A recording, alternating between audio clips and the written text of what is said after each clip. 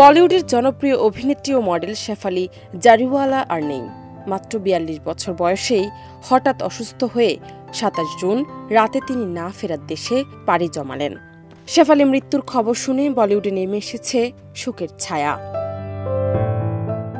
জানা গেছে, শেফালি হঠাৎ অসুস্থ হয়ে পড়লে তার স্বামী অভিনেতা পারাস টাইঘি তাকে দ্রুত হাসপাতালে নিয়ে যান।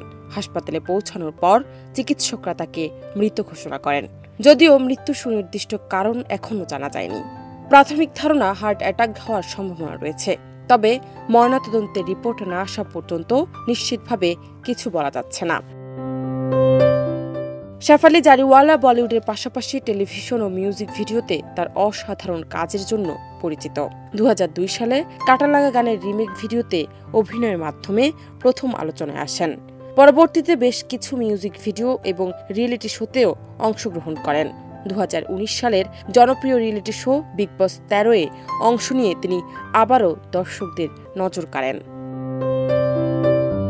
বলিউডে শেফালিকেও কেমিও চরিত্রে দেখা গেছে, বিশেষ করে সালমান খান ও অক্ষয় কুমার অভিনীত মুঝসে শাদি করেগি ছবিতে।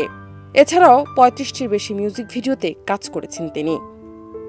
জান্নাত নিপু, দেশ রূপান্তর।